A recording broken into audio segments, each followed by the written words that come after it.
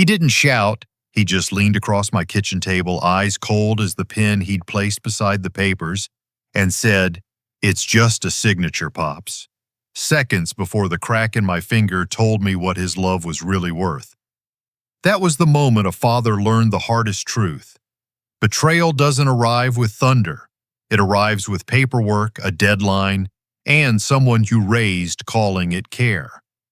From that fracture came a fight I never wanted.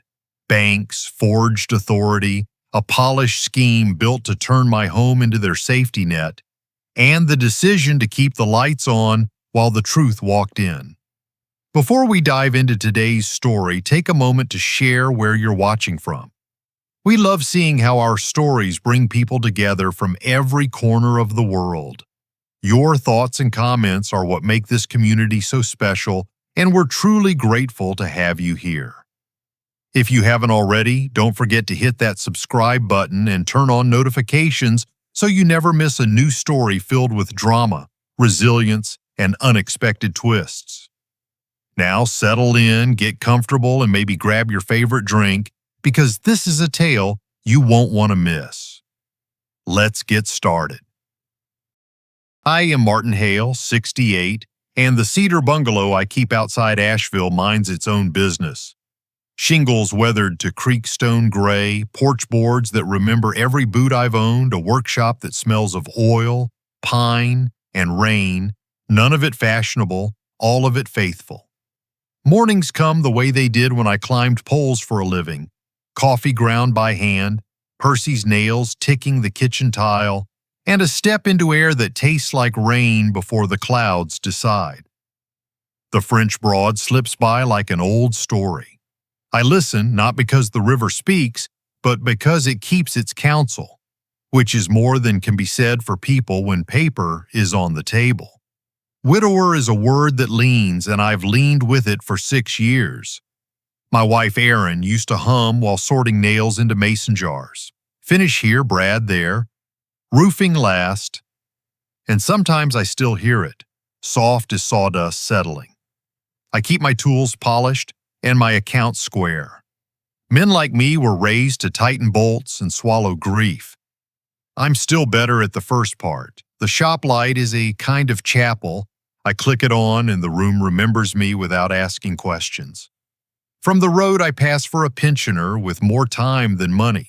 Dented Ford, flannel thinned at the elbows, coupons folded along the same crease. That's partly true and partly camouflage. People are candid around a man they've decided is small. They talk like he already agrees and show him how they count. I let them. It keeps me safe and it keeps me learning. A quiet man with a steady ear hears everything he needs to hear. Sundays, I carry a tin of cornbread up the hill to St. Thomas and shake hands with men whose knuckles look like mine. After service, we trade weather and stories about ladders that bit our shoulders. Mrs. Davenport worries I live too much alone. When she asks how I'm doing, I say, I was married long enough to remember the quiet, and she smiles because she knows that answer covers a larger room than I'm willing to show. On the mantel sits a cheap frame with a dear picture.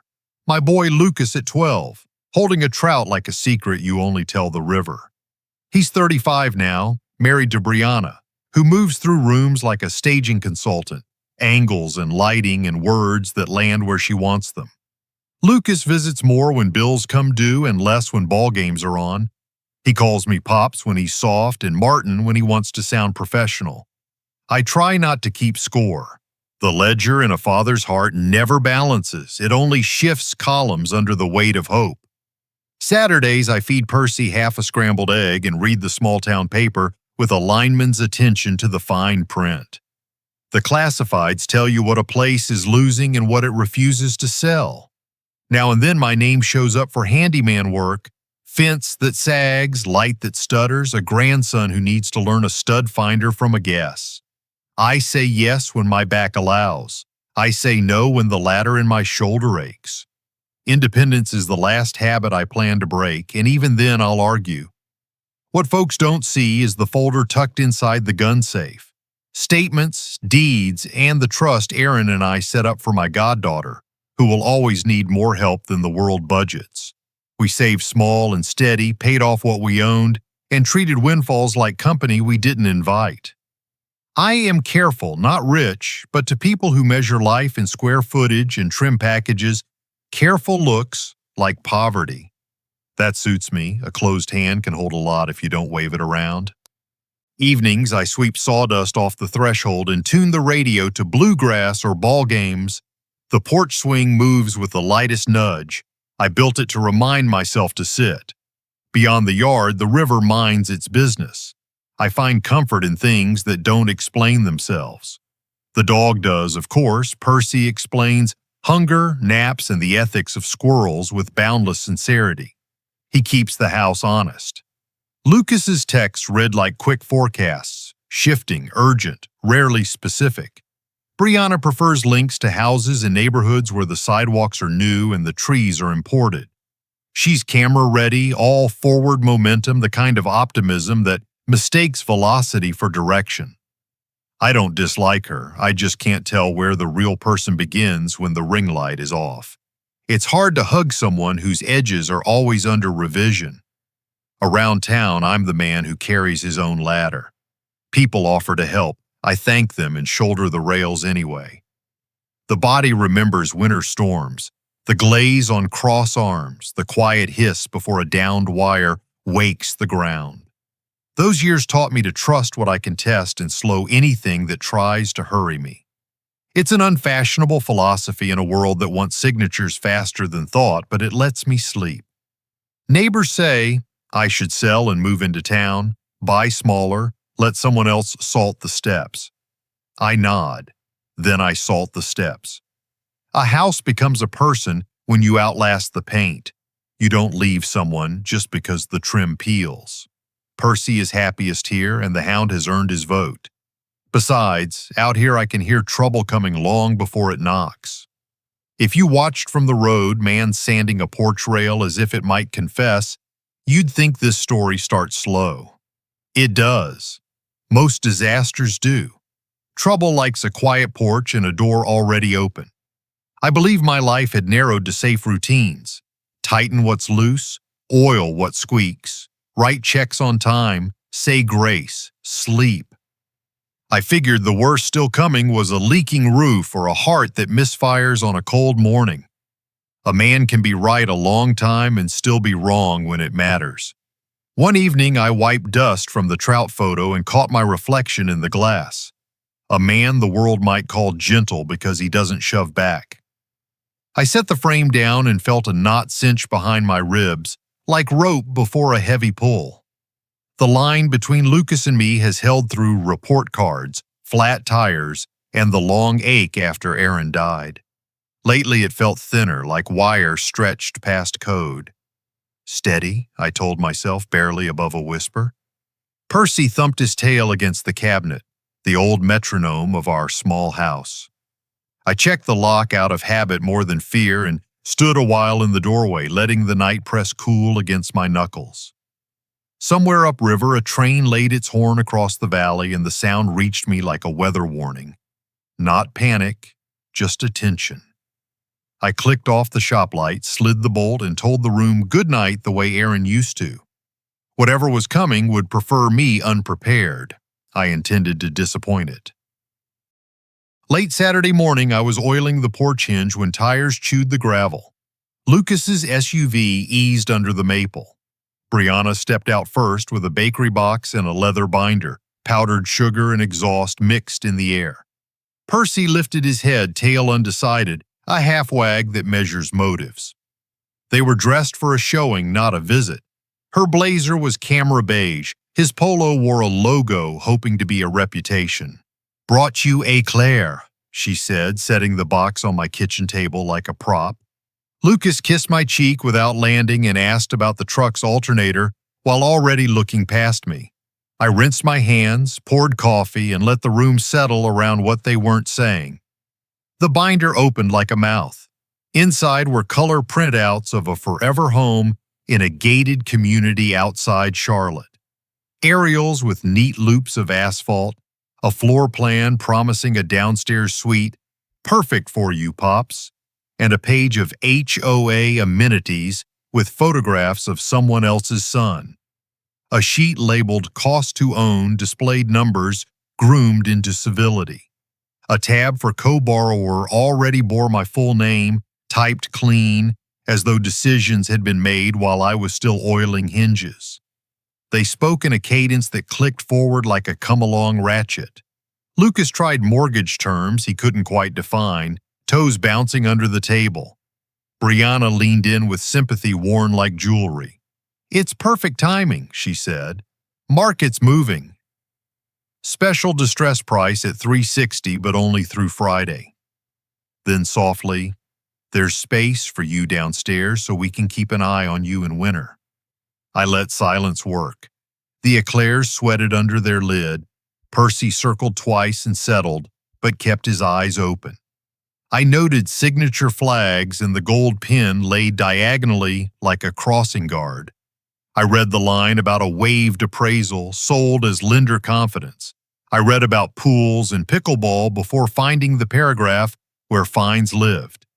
Inspection delays would be minimized by a pre-inspection on file, a sentence that moved too fast to be trusted.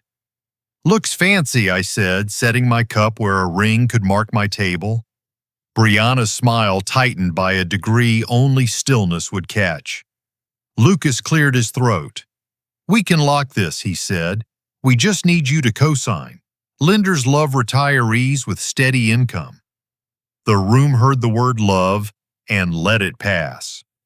I kept my posture open and my voice even, the way you stand when a ladder wobbles and you need it to settle. "Leave me the materials," I said. "I'll read." She pivoted to loneliness like a realtor pivoting from a drainage ditch to curb appeal. "Winters are hard out here," she murmured. "Stairs, salting. You deserve looking after. I manage," I said, "because I do." We carried the binder to the table. I asked for originals, title information, and the seller's name so I could read while I finish icing my hand from sanding. The line landed without argument. They traded a glance quick enough to miss if you wanted to. I didn't. I photographed the cost to own page and the HOA summary, then turned pages slowly enough that impatience had time to show itself. It did. Lucas's knee was a metronome. Brianna adjusted sleeves that didn't need adjusting. They packed briskly, then accidentally left a photocopied summary sheet behind, the kind that looks like trash unless you've spent a life reading the bottoms of invoices. It listed a builder's spec year and a seller as a vague LLC that didn't smell like a family in a hurry. "We'll text you the links tonight," she said at the door. Lucas squeezed my shoulder. "Think on it, Pops." "I always do," I answered. After their taillights sank into the trees, the house breathed different. Visits like that rearrange air without moving furniture. I slid the summary sheet into a manila folder and set it by the sink where my keys sleep. Then I called Dana Park, the attorney who drew up Aaron's trust. I told her what they'd pitched and what I'd noticed. She listened like a mechanic listens to an engine. "Send scans," she said. "I'll check title, liens, and rush patterns. Keep everything in writing." Next, I called Colton Reyes. He used to climb poles with me. Now he climbs ladders hidden inside paperwork. "Need a pull on a property outside Charlotte," I said. "Buyer's agent is family. Sellers and LLC." He grunted. "Forward everything, save screenshots with timestamps." "I'll dig." He would run county records, corporate filings, MLS history, and watch for social footprints tied to the address. Evening settled through the trees like deliberate paint. I took a strip of sandpaper to the porch swing, not because it needed it, but because some motion steadied the day. Percy dozed with the vigilance of a dog who knows the sound of my phone. When the text arrived, 3 links and a sparkle emoji, I saved the pages as files before they could change shape. I wrote the date across the folder in block letters learned from work orders. In the quiet afterward, I understood the pitch wasn't about shelter. It was about access, my credit, my deed, the quiet leverage of a house that doesn't owe anyone. Urgency addressed itself in family and borrowed the manners of love. I set the folder in the safe beside things that matter and closed the steel with the same care I use on ladders before a storm. I checked the lock out of habit, patted Percy's ribs, and stood in the doorway, watching the river take the last light. "Take your time," I told the room. The maple clicked in the breeze. Somewhere down the road, a truck shifted gears and left the valley to itself. A week was coming with bright binders and borrowed voices, a week designed to hurry me across a line I don't cross. The hinge I'd oiled swung smooth when I tested it, quiet as a promise kept. I turned off the shop light and let the house go dim on purpose, the better to hear trouble before it spoke. Now. Saying no felt simple until I heard it land. I told them I would sleep on it and rinsed a cup. The kitchen held still like a levels bubble. Percy watched from the doorway. Lucas's grip tightened on the binder. Brianna set her phone face down as if she had already gotten what she needed. His voice climbed a notch. I repeated myself. He reached for the binder, missed, and his forearm swept mine. My right hand struck the table edge where the wood swells in summer. A dry crack sounded, small and decisive. Heat ran to my elbow. The bakery box skated and sugar rose like dust from a cut wall. Brianna raised a finger to her lips, a reflex that favored quiet over help. Urgent care was fluorescent and overcooled. I told the nurse I slipped while sanding. She wrote what I said. The X-ray pinned my finger to the light box like a fish on ice. "Clean fracture," the doctor said. He buddy taped it, handed me a sheet, "Keep it dry, keep it up, keep it still," and sent us home. I photographed the splint, the discharge notes, and the stove clock so time would travel with the images. I spoke into my phone and made a record while details were sharp. The sweep of his arm, the sound, the hush, the sugar. I slid a zipper bag across the table and dropped in the fallen gold pin and the torn sticky flag marked "Sign here." Painter's tape took the date. The motion cam over the mudroom had been blinking. I pulled the card and copied the clip. My text to Brianna was sanded smooth on purpose. "I need all pages to review while I ice my hand." She replied within an hour with PDFs, the loan package, HOA summary, and a pre-inspection one-pager. I built a folder named for the address and date, duplicated it to a thumb drive in a tin where Aaron's buttons rattled, and emailed everything to Dana.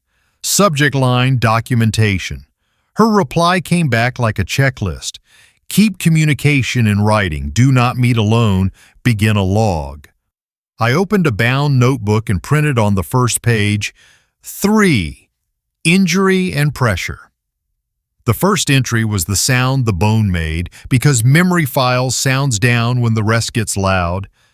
Then I copied the doctor's orders and wrote them again in my words. Dry, high, still, honest. Storm work taught me that order isn't control, but it gives your hands something to do while your head steadies. Before noon the next day, Colton called with county records. 3 months ago, the house had transferred at 295 to an LLC registered to a cousin of someone I now knew. No bank duress, no sheriff's notices. It went back on the market with stage photos and carried an appraisal waiver that confused speed. The special price I had been sold was markup, not mercy. I listed the tells while the pain dulled to a practical ache. A pre-filled co-borrower tab, urgency and exclusivity, no inspection delays pitched as efficiency. Winter loneliness used as leverage. The gold pin set diagonally. Lucas's knee hammering time. Paper remembers when people decide not to. By afternoon, Colton sent one more file. Brianna had posted a video from inside my kitchen earlier, a 15-second clip tuned for a platform that rewards blame. My splinted finger made a cameo beside fluttering tabs. The caption said, "Convincing the old man to finally be useful." The comments laughed. She deleted it, an hour later. Colton had already archived the clip, the comments, the metadata, and the time. I watched it once and let the anger burn down to something steadier. I rehearsed the phrases that keep a man from saying what he can't unsay. Please put that in writing. We can discuss this at the bank. I'll need to review the documents with counsel. I practiced saying no without extra weather in my tone. I laid out a shirt, checked spare batteries, and set the manila folder on the safe. The kitchen could testify if asked. My job was not to disturb the witness. Toward evening, Lucas texted a string of apologies. They read like fence staples, meant to hold, not made to heal. I logged the time and the words. I didn't answer. Silence can be a clean work surface when a man is building a straighter line. By nightfall, the refrigerator's hum had a bass note and the clock a snare. Percy sprawled across the threshold.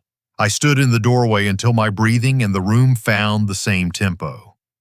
The river carried the last light without comment. I slid the folder into the safe, shut the steel, and rested my splinted hand against the door. Bones knit slow when you keep them still. The truth does too if you keep your steps measured and your story in order. When I turned out the light, the kitchen went dark like a stage. I told the house goodnight and left everything where it could tell the same story tomorrow. At dawn, I spread the papers out under the kitchen window where the light is honest and scanned every page into neat PDFs. Coffee cooled beside the printer while Percy thumped a patient rhythm against the baseboard. I emailed the packet to Dana Park with the subject line we'd agreed on, documentation, full set. When she called, her voice had the clean edges of a checklist. She wanted every exchange in writing, no meetings without a neutral third party, and a contemporaneous log that noted times, exact wording, and even my physical condition after the injury. I opened my notebook titled Today's Page and wrote pain level, medication dose, and the time I swallowed it. The ritual steadied me. By afternoon, her red ink summary arrived, a map of traps hiding under glossy brochure talk.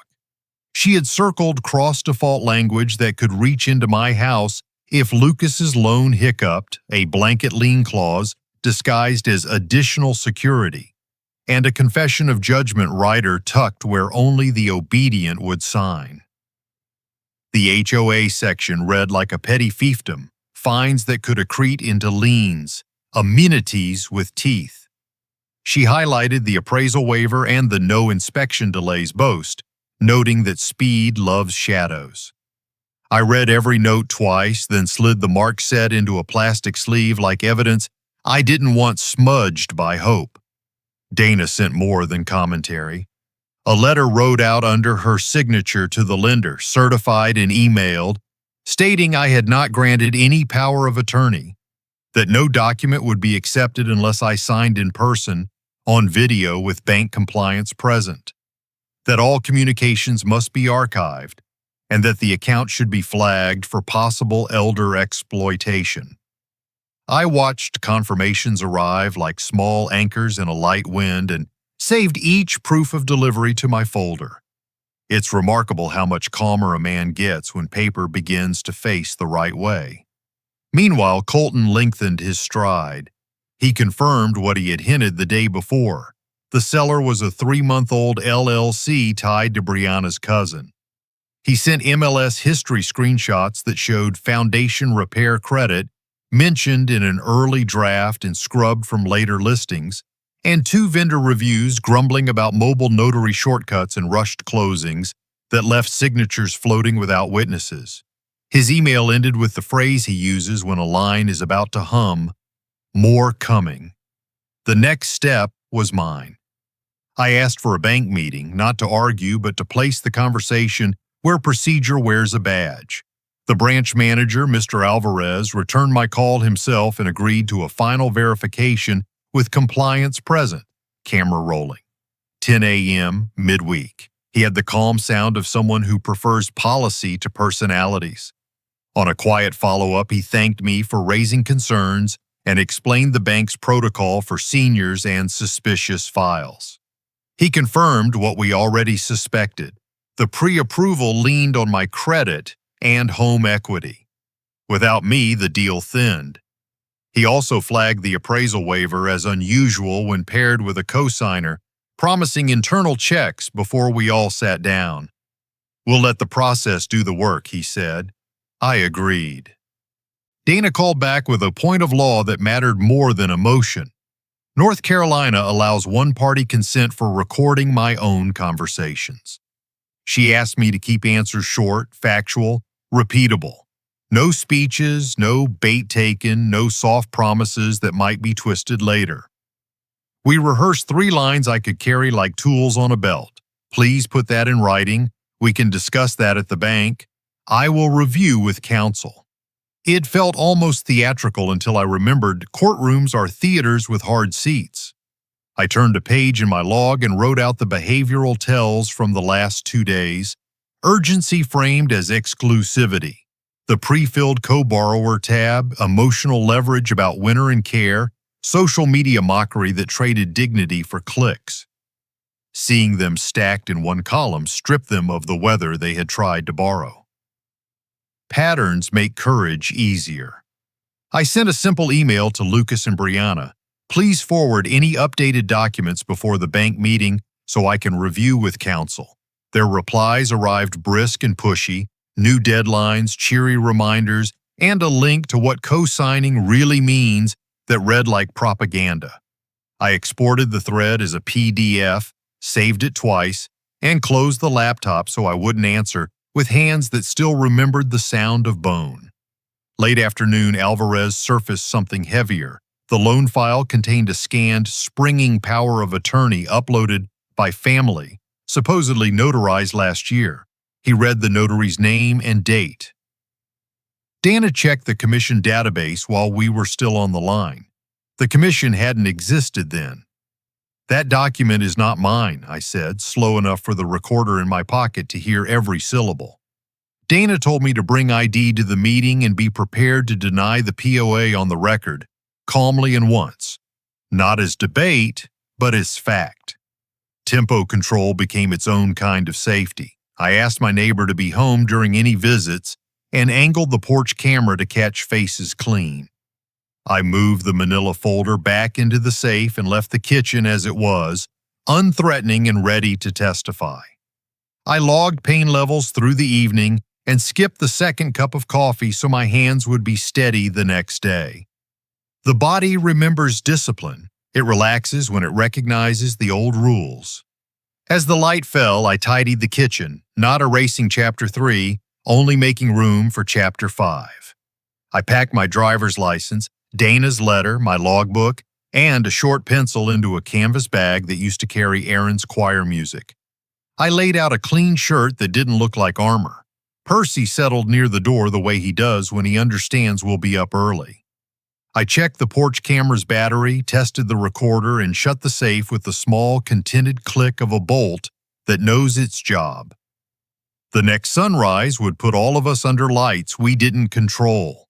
I meant to arrive rested, factual, and unhurried, the way you climb when the pole is iced and you intend to come back down the same man who went up.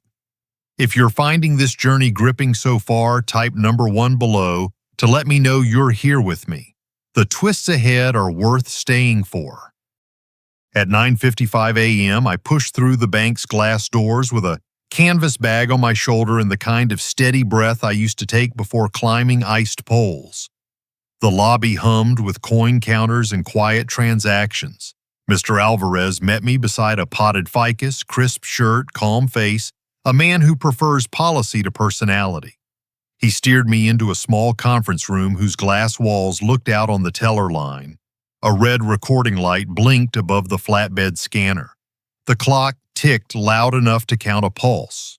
A tray on the credenza carried a placard. Verification. Dana was already seated, her legal pad aligned to the wood grain, certified mail receipts stacked like coasters.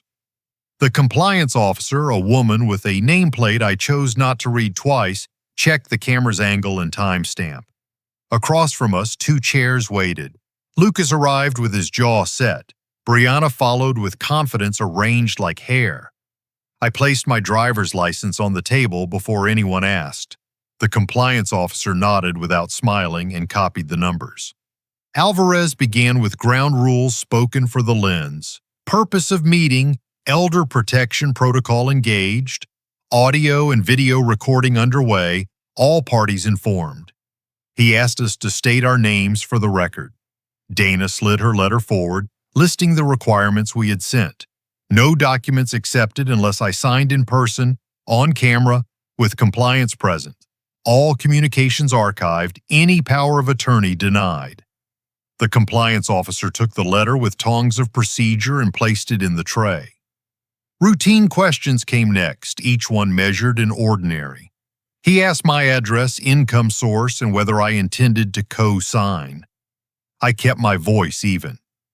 Retired lineman, pension plus Social Security, and I do not intend to co-sign any mortgage. Dana requested that my statement be captured verbatim. The compliance officer said it already was. The room shifted when Alvarez printed the scanned springing power of attorney. Paper fed from the tray into his hand with a sound like a small drawer opening. He slid the sheet across the table face up. A smudged notary stamp hung over my printed name. The date under the stamp stepped into a month before the notary's commission existed. My finger throbbed the way a healed wire hums under load. For the record, I said, I did not sign or authorize any power of attorney. Dana added the commission registry mismatch in a tone trimmed of heat. Brianna's first response was choreography, a tilt, a soft shrug. We thought you signed at the holidays. Lucas stared at the corner of the table as if answers gathered there. Compliance slipped the page into a clear sleeve and wrote the file number on a sticker with slow, deliberate care. Alvarez kept neutral when he explained that underwriting leaned on my credit and equity. Without me, the ratios did not qualify under current guidelines. He noted the pairing of a waived appraisal and a cosigner as atypical. The red light blinked. Lucas's jaw moved once like a man choosing between words and silence. Brianna's smile thinned another degree only cameras detect. Internal findings followed, delivered like calibrated doses. The seller was an LLC formed 3 months earlier with a registered agent tied to a relative. Early listing drafts referenced a foundation repair credit. Later versions did not. The file repeatedly used a mobile notary whose name appeared on several quick closings involving similar entities. Alvarez did not accuse, he stated. Dana asked that those notes be appended to the file. Compliance made another slow notation and slid a form forward. Forms accrued with a logic that felt like weather, affidavit that I had not granted any power of attorney, acknowledgement that any signature by me must be in person and on camera, authorization for the bank to record subsequent communications tied to this application. I read each and signed where appropriate. The pencil hummed across paper exactly as long as it needed to. Lucas was handed a borrower good faith declaration to confirm his understanding of cosigner intent and responsibilities. He signed reflexively, the way people initial at furniture stores and hope for comfort on delivery. Dana asked short questions that elicited more than they seemed to ask. Who uploaded the power of attorney? Who requested the appraisal waiver? Who set Friday as the final deadline? Brianna answered with market talk and team policy slips that pushed the rush back toward her office. Compliance time stamped her answer with a soft beep from the camera, a metronome that marked more than time. Alvarez cleared his throat and moved to a careful disclosure. The bank, he said, was cooperating with a statewide task force examining real estate fraud patterns that target retirees. The Cousins LLC and a cluster of mobile notary closings appeared on a watch list for straw buyers, forged authorities, and quick flip schemes. He avoided names, he avoided adjectives. He gave us process. The temperature in the room did not change. The air remembered to feel colder anyway. I kept to the lines Dana and I had rehearsed. I would not co-sign. I denied the power of attorney. Any further communication must be written and archived. Any visit to my home would require counsel present. I did not give speeches. I did not narrate motives. I set stakes in the ground and left them there. Pressure, denied a purchase, tries to repossess its cost. Lucas blurted, then swerved. "We're fine without him," he said, and a breath later, he agreed at first, which contradicted its own comfort. Brianna pivoted to care, a downstairs suite, a softer life for me under their roof, the kind of language that sounds like love until you place it beside a ledger. Compliance asked them to speak one at a time. The red light kept blinking. I watched a future I would not enter, draw breath, and then lose it again. Alvarez closed with action items. The file would be paused. A suspicious activity review initiated. Copies preserved. Further uploads vetted. Identity and notary validation performed. He scheduled follow-ups with counsel and said he appreciated everyone's cooperation in precise, bank-safe words that still carried a human core. We stood. The compliance officer sealed the POA printout in an evidence envelope, date, time, and initials pressed into the flap. Alvarez shook my hand longer than custom. It felt like a quiet endorsement of procedure doing its job.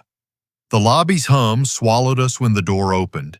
Outside, the sky spread a flat blue that made the building's windows look honest. In the parking lot, Dana's debrief was short. We held the line. We gathered admissions. We opened the door to the task force. Lucas avoided my eyes. Brianna's phone was already up, her reflection small in the glass. My finger ached a half step behind each heartbeat. Relief braided with grief in a way I could not separate, like two wires twisted in a splice that will carry current for years. Truth had moved forward. The distance between a father and a son had moved with it. The elevator lobby smelled faintly of toner and carpet glue. Dana and I stood there a beat longer than necessary, the glass doors showing our reflections as if to confirm we were the same people who had walked in. She spoke in a voice tuned for my ears only, each point as clean as a checklist. We could cooperate fully with the task force, file a police report for the broken finger, flag the forged power of attorney for criminal review, and, if needed, pursue civil claims later. Or I could try to negotiate a family resolution, accept apology shaped like urgency, and leave a door open that would never stop moving in the wind. The choice wasn't abstract. It pressed against the splint. I felt the pulse there and picked process over sentiment. Back at the conference room threshold, compliance was still sealing envelopes, the red light blinking like an honest metronome. I set my feet and gave the camera calm facts. I would not co-sign now or in the future. I denied any power of attorney. All further contact had to be in writing. Any visit to my property required counsel present. No speeches, no temperature, just stakes in ground. Dana nodded once, already logging the moment to anchor later memory to verifiable air. When we stepped into the hall, Lucas asked for a minute alone. Dana angled herself out of earshot but didn't drift far. He started with apologies that circled consequences. "This will ruin me," he said. "We're already under contract." He did not apologize for the plan, for the pressure, or for the bone that made a sound I still heard at night. I stood with my back to the framed poster about high-yield CDs and measured my breathing. "I won't co-sign," I said. "I won't move in. I'm cooperating with the bank and investigators." The words fell like posts into concrete. They didn't wobble when he pushed. Brianna approached with a different script, all soft edges and concern, a careful arrangement of care that sounded like a nursery rhyme sung through a ledger. "No more ladders, Pops," she said. "You'll have a downstairs suite, your own TV, no chores." I saw the cage beneath the bow and answered in the same weather I used for Lucas. "No," I said. "That won't happen." If love arrives with a contract it wrote alone, it isn't love. It's access wearing perfume. Compliance returned with copies. My affidavit denying the power of attorney, time-stamped. the acknowledgement that any signature by me must be on camera, and Lucas's good faith declaration with a small correction and a second set of initials. Signatures are anchors when words start moving around to avoid the tide. I slid my copies into the canvas bag beside my notebook. Dana adjusted her pad into a neat stack, the courtroom ritual she carries into every room with a door. In the lobby, we shaped the next rules. Dana wanted every text and email routed through an archive. No phone calls unless absolutely necessary and never alone. She drafted 2 templated replies I could paste without fresh adrenaline. Please put that in writing. Per counsel, direct all communication to my attorney. Notifications on, ringer off. I told her I could use a mechanic's discipline here. Torque, then stop. Over-tighten and you strip the thread. She smiled the way lawyers do when a metaphor lands with the right wrench. Outside, the air was bank blue and the sun made the glass honest. I sat behind the wheel and let my hands rest at 10 and 2 as if the truck could read my pulse. Relief and grief braided themselves into a cable I couldn't untwist. Relief that the camera had recorded what needed recording. Grief that a father's voice now had to pass through counsel to reach his son without losing its shape. I pictured Aaron tying a clinch knot, wetting the line with a kiss so it wouldn't burn, and thought about how knots hold because tension finds order inside them. Texts pinged while I sat there. Dana's message first. Cooperation notice filed with the task force. Notary commission validation in motion. Follow-up with Alvarez scheduled. Then Colton, expanding the map on the LLC web and the mobile notary. More soon. I typed my own entry into the log while details were still sharp. The room size, the hum behind the teller line, the way the compliance officer capped her pen between each note, as if the grain of the day would help it carry weight correctly later. I drove home on back roads, the kind that remember horse hooves even when asphalt forgets. Percy met me at the door and inspected the bag for the smells of strangers. I put water on to boil, not for anything in particular, only to let steam sing in a house that needed a simpler weather. The manila folder went back into the safe. I wrote 3 final lines on a fresh page and dated them. No cosign, no move in, yes to truth. The letter steadied as they left the pencil. Lucas texted an hour later. It was a tangle, half apology, half warning, no confession. I copied it to the archive and did not reply. Silence isn't punishment. It's a guardrail installed before the curve. Brianna's account posted a story about resilience, curated sunlight sliding across countertops, the lens forgiving what a ledger won't. Colton grabbed a copy before filters could change their minds.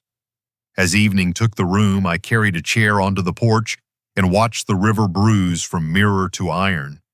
Lines in sand invite wind. Lines in concrete ask for time. I had poured mine today, level and patient, knowing there would be footprints anyway, knowing a man can't keep every heel off what he sets. I reset the porch camera, checked the lock, and told the dark I would be here when it finished its rounds. The choice didn't make me lighter, but it made me straighter. That's enough to hold until morning. 48 hours after the bank meeting, I sat in a windowless room at the sheriff's substation, palms flat on laminate. The task force detective set a recorder between us, read the date, and asked me to spell my name. I laid out my kit like sockets on a bench, logbook pages, urgent care notes, photos of the splint beside the stove clock, the mudroom motion cam clip, and a thumb drive with Brianna's deleted video. He explained chain of custody, I initialed seals and pushed the stack across. Dana sat at my right shoulder and kept me on the rail.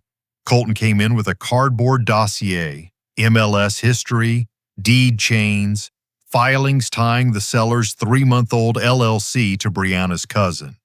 The detective whistled at a scrubbed line, foundation repair credit, that appeared in an early listing and vanished later.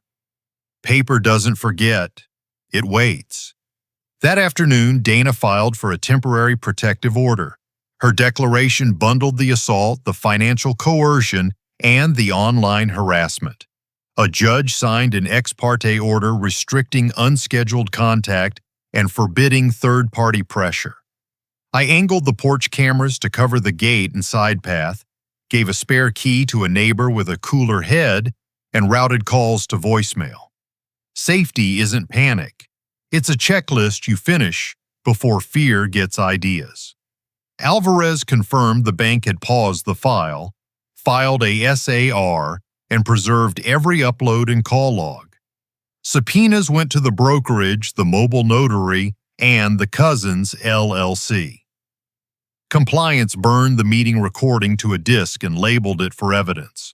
Watching institutions set out riggers before a lift steadied ground under my boots. Lucas's texts arrived near midnight, seesawing between apology and self-preservation. This got blown up. I never meant to hurt you. We'll be homeless. Intent doesn't reset bone. I archived the messages, logged their times, and wrote 2 sentences I did not send. Silence here was a clean work surface. Brianna chose a public lane. She posted reels about elder gatekeeping and toxic control, soft light and self-rescue music, careful not to name me while making sure everyone knew. The comments split into pity and pitchforks. Colton scraped each post, comment, and metadata and filed them under potential witness intimidation. I did not reply. You don't argue with weather, you stack sandbags and wait. By noon, the brokerage cracked. Their compliance officer turned over Slack threads and emails no one writes unless they think the room is private. Friday pressure scripts. A list of friendly mobile notaries. A line. Pops is easy if we keep it moving. I read it twice and put the page face down so the sentence wouldn't stain anything else. Investigators reached the temp notary at an office that smelled like toner and worry. Commission records showed her stamp on my supposed document predating her license. She folded quickly, saying she helped family on multiple closings so deals would be smooth. Names and dates poured into a list tying back to the Cousins LLC and 2 more entities sharing a mailbox store. Patterns like that don't need adjectives. They need handcuffs. Then came the file that changed the light. A subpoena pulled an engineering memo from a geologist who had walked the yard and tapped the ground. Subsidence risk. Sinkhole potential. The memo had been buried under optimism and markup math. The plan looked simple and ugly. Shove a buyer through, force a default, harvest insurance, repeat. My refusal spared Lucas a deeper hole than pride. Prosecutors began stacking charges. Forged instrument notary fraud, deceptive trade practices. The cousin and the notary felt like near-term arrests. Brianna stared down conspiracy counts she would rename online. Lucas's exposure looked smaller. Misdemeanor assault if I signed the statement, and conspiracy only if his own words and paper earned it. Dana reminded me punishment and restitution are different levers. We grip deterrence and safety first. Local news ran a short segment on the task force. I was unnamed and meant to stay that way. A reporter left a card in my mailbox. Dana collected it and offered a polite no. At church, the whisper current rose and fell like drafts around old windows. At the hardware store, a cashier asked about my finger, then pretended to rearrange batteries when she realized the answer wasn't small talk. I held to ordinary. I walked Percy by the river, fixed a neighbor's porch light, and declined payment with a joke about giving the bulb a chance to prove itself. The splint came off. Stiffness stayed to remind me healing isn't forgetting. I installed a small key hook by the door for thumb drives and evidence envelopes. Recovery here is measured by how often I know where things are. Near sunset, the detective called, warrants at dawn. He thanked me for disciplined records and said it the way linemen say, good tie. I set the phone face down, opened my log, and wrote 2 sentences. I did not stop this because I am angry. I stopped it because I am responsible. Then I switched off the porch light. The night felt watchful but less alone. The morning after the warrants, I sat across from Dana with a yellow pad and a calm I had to build on purpose. Her office smelled like paper and cedar oil, the kind of place where facts stand up straight. We retitled my house into a revocable living trust and named an independent co-trustee who has no holiday stake in my decisions. We added a trusted contact at each bank, set transaction alerts and withdrawal limits I could live under, and placed fraud alerts with the credit bureaus. I signed new health and financial powers of attorney that put neutral fiduciaries, people who answered a policy, not blood, between me and anyone who might call a pin care. Alvarez's team made the bank a safer room. The senior protections on my profile now require face-to-face ID checks for any instrument referencing me, two-step verification, and counsel confirmation before anything that breathes like a lien is processed. A standing note instructs the archive to save every communication. The meeting recording from last week is preserved under a label that will outlast memory. Back home, I audited my files with the same patience I give a bulky carburetor. Thumb drives labeled and mirrored. Paper copies printed and indexed, then stored where heat and hope won't get at them. I logged stiffness now that the splint was gone, and the way the knuckle clicked when weather turned. The porch cameras are angled to catch faces, not suspicions. A neighbor has the weekly check-in plan and the spare key. Routines harden a house against what knocks. At church, Pastor Green introduced me to two seniors quietly resisting the same pull I'd felt. We met in the side room where the coffee always tastes like Tuesday. I handed them a single page titled Senior Shield. Slow signatures, independent counsel, title evidence you read with your own eyes. No rush. Carry this, I told them. It's lighter than regret. We penciled a date for a library talk without cameras. Meanwhile, the task force tuned a different instrument. Colton and the investigators designed a decoy mobile closing that wore my case like a mask. An undercover father-in-law, a file with a familiar cousin, an appraisal waiver, and a pre-inspection one-pager that promised speed. Hidden cameras in corners. Serialized forms. Cash counted aloud. I was briefed, then told to stay home and let procedure carry the weight that used to live in my shoulders. Lucas texted that he'd moved into a friend's spare room and that things with Brianna were complicated.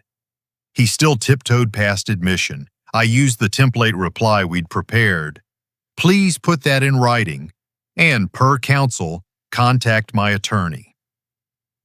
Later, I packed his childhood baseball cards into a shoebox, wrote his name in block letters, and with a neighbor as witness, set it on the stoop where he was staying. The porch light over that door was burned out. I did not change it. Brianna unfollowed Lucas in public and posted a fresh start reel full of rented sunlight. Colton tied her hashtags to a burner email used on the LLC paperwork. A direct message to a potential witness slid across the line into pressure. The task force logged it with the same calm they used to bag pins. The sting landed on a weekday afternoon while I greased the mower axle. Colton called afterward with the field report voice he saves for news that matters. The friendly notary backdated a contrived power of attorney on camera. Coaching came over speakerphone. The fee split was stated like weather. Halfway through the signature stack, the room filled with procedure and badges. Evidence bags opened their quiet mouths. A workflow that had felt like rumor finally met a table that would not move. The house preferred practical repair to celebration. I mended a loose porch step, tuned the mower, and poured cornbread batter into a skillet so hot it sang. I rang my goddaughter's caregiver and read the trust provisions aloud, then mailed a copy with a bright tab where it mattered. Practicality is an emotional thermostat. You set it where you can breathe and let rooms find their own temperature. Later, Dana relayed the debrief from the investigators. Multiple arrests probable, the ring's path mapped, restitution lanes opening through the brokerage's errors and omissions carrier. Alvarez scheduled a check-in to confirm the flags on my accounts were live and the archive procedures holding. I opened the Senior Shield one-pager on my computer and rewrote it in larger font with clearer verbs. The printers of the world do good work when you tell them exactly what to say. That night, I let myself write a letter I did not send. It told Lucas what the line looked like from my side. It named 3 doors: honesty, counseling, and a job that pays in hours, not angles. I won't close these, I wrote, but I won't move them either. I filed the letter behind a tab called Not Yet and closed the binder without ceremony. Before bed, I set the new checklist by the phone where muscle memory would find it. The porch light I turned off on purpose. Outside, the lawn held its breath. Inside, the house exhaled. I stood in the dark until the hum of the refrigerator and the crickets braided into something like a pulse, then told the room we'd done enough for one day. The future would arrive when it was ready. I planned to meet it with the same tools: slow, recorded, and under lights that don't lie. The charges landed like winter on tin, cold, clarifying, and louder than you expect.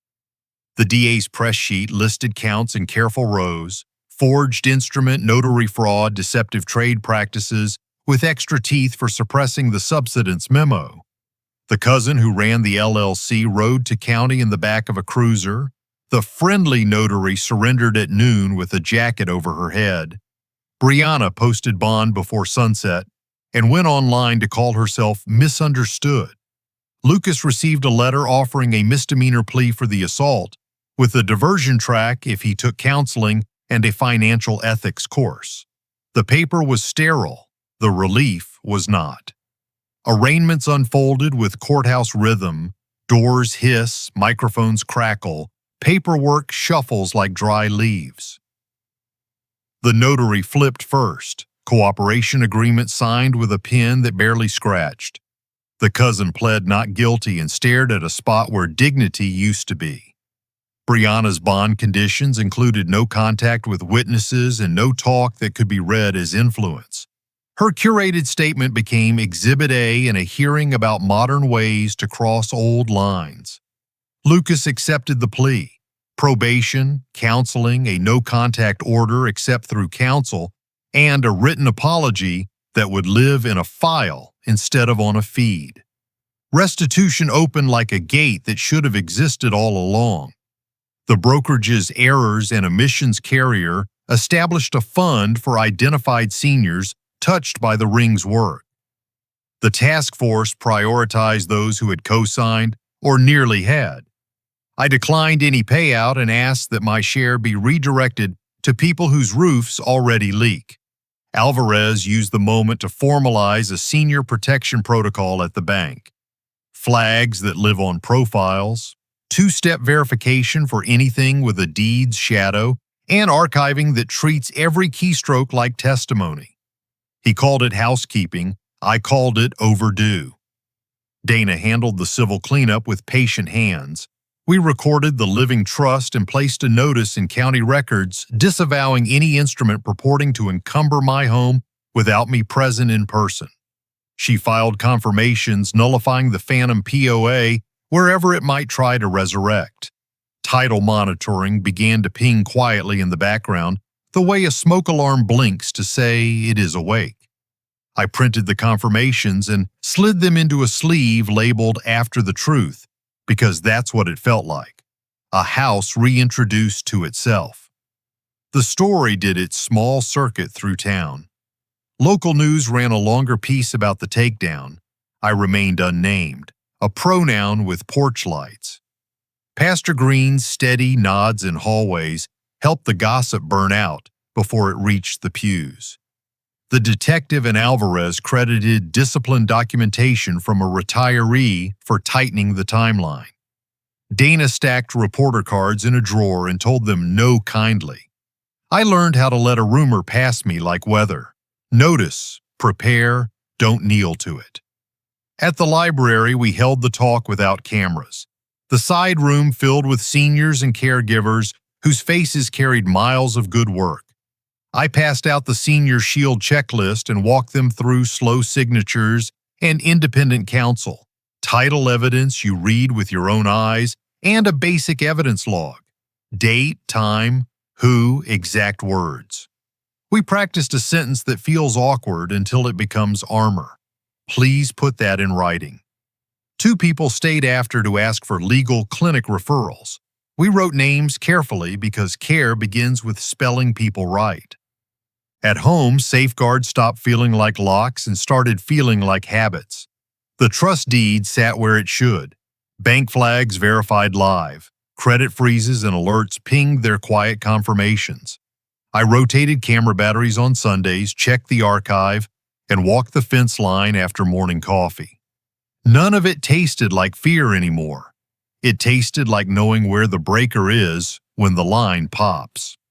On a Saturday, Lucas texted through counsel to ask if he could help replace the sagging porch column as part of his community service hours. Dana approved the scope, I approved the day. He arrived sober, quiet, work-ready, with a borrowed level and his old uncertain stride. We worked shoulder to shoulder the way you do when words would only wobble the post. Measure twice. Plumb true. Set anchor bolts until the wrench sings. His apology rode in the care he took not to scrape the siding, in the way he swept sawdust into a neat pan without being asked. When the column stood straight and the plate snugged down, I shook his hand, not his shoulders. My door is unlocked during daylight, I said. Locked with love at night. He nodded, eyes on the new paint, and I handed him a short list of day labor contacts who pay in hours, not angles. He folded the list with both hands and left without asking for money. The quiet he left behind rang cleaner than any speech he could have made.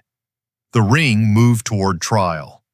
Restitution checks began to find mailboxes that needed a good day. The bank's protocols settled into practice. Tellers learned to love procedure. Pastors' group laminated the checklists and tucked them into purses and glove compartments. My finger ached when the weather shifted. A small weather vane mounted on a past storm. I kept my tools in reach and my porch swept, not because a camera might see, but because a man rests better when the threshold reflects what he believes. Sleep returned without the porch light.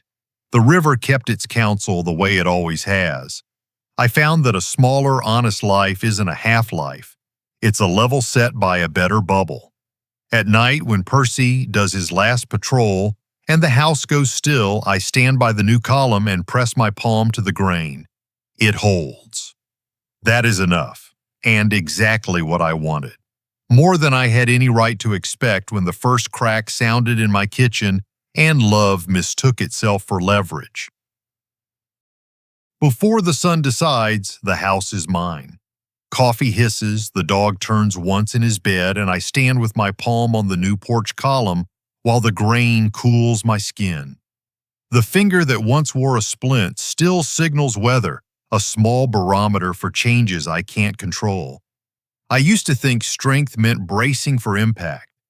Now it feels like steadiness, showing up at the same address of your own life, even when someone tries to forward your mail without asking.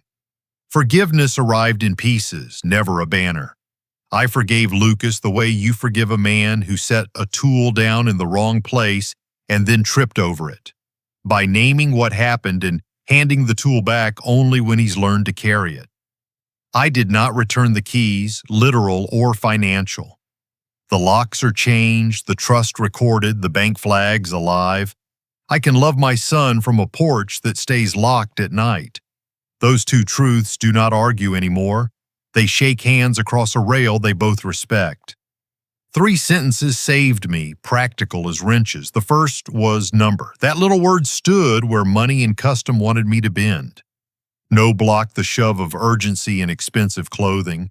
The second was weight. It gave me time to read past the brochure and hear the quiet where risk hides. The third was please put that in writing. Paper slows the spin and lets a man pick up truth without burning his hands. Each sentence returned time to me, then returned me to myself. You don't need a speech if you can carry 3 tools that fit in a pocket. I keep a laminated card by the house phone now, Senior Shield, condensed to something even nervous fingers can hold. Slow signatures, independent counsel. Title evidence in your own hands before anyone asks for a pen. In-person, on-camera signings or none at all. No powers of attorney stored with people who profit from your hurry. Archive everything, dates, times, exact words. And don't forget the old networks that keep communities upright. Church basements, union halls, library tables, barbers who know more than traffic. Predators rely on speed and secrecy. Slow and daylight are their natural enemies. The card has already made small weather changes.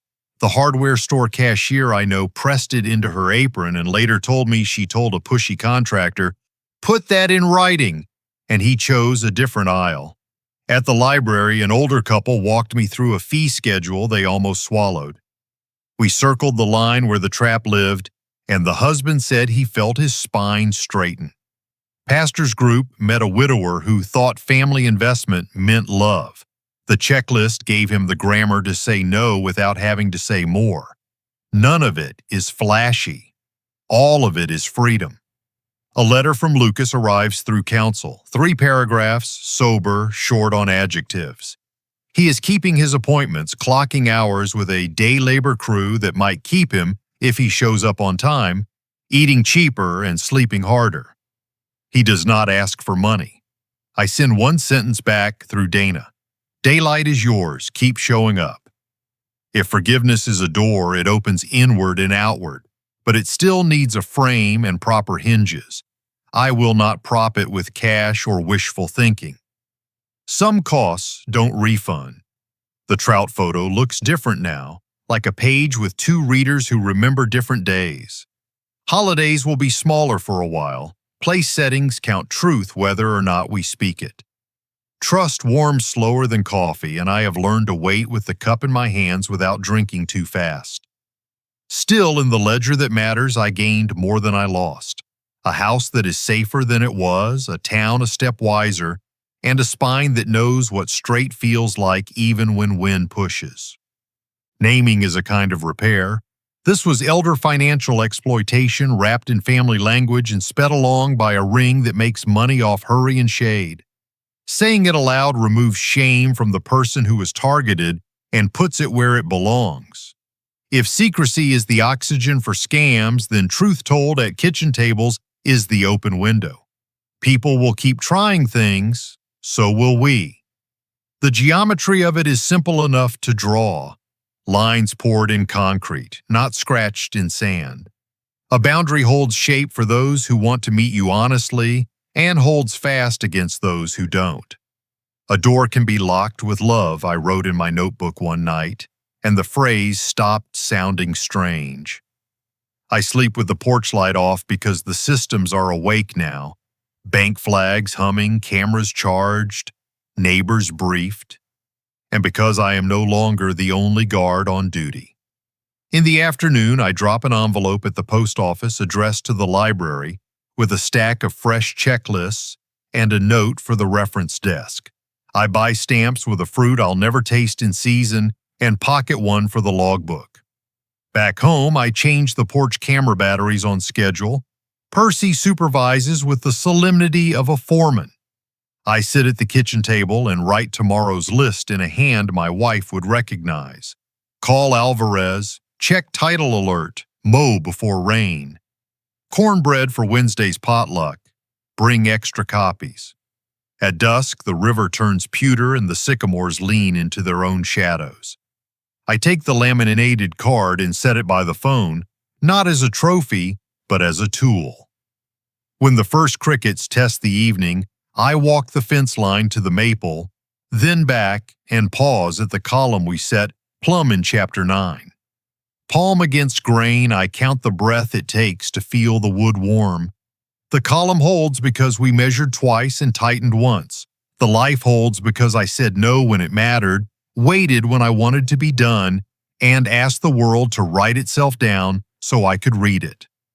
I will stay careful without becoming small. I will forgive without surrendering. I will love my son while telling the truth about him.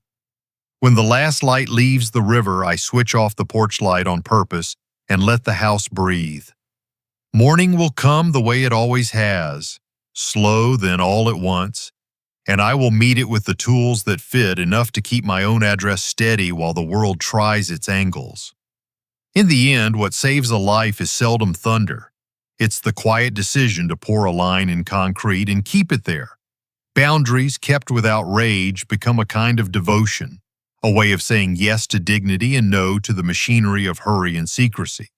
Forgiveness can live beside that line, but it does not have to hand over the keys. You can wish someone well and still keep the deed in your own pocket. That isn't bitterness, it's stewardship. There were no grand speeches, only practical sentences that anyone can carry. Number. Wait. Please put that in writing. Each slows the spin, buys time for truth to catch up, and turns the lights on where pressure hopes to hide. Add a few habits, a trusted counselor, a second set of eyes on the papers, signatures made in person under clear cameras, and the ground steadies underfoot. A smaller, honest life is not a lesser one.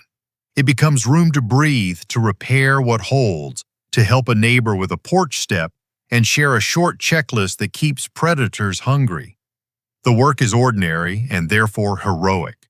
Filing what needs filing, resting when the body says rest, choosing daylight over drama. Strength is not hardness, it is steadiness. Love is not access, it is responsibility. And truth is not loud, it is patient. If this story stirred something, recognition, resolve, even discomfort, carry it into your own rooms. Share a thought below, tell us what part stayed with you, and add your voice to a community that protects its elders and its future. If the journey resonated, follow along, subscribe, and pass it to someone who might need the courage of a simple no and the hope that comes after. Thank you for spending your time and attention here.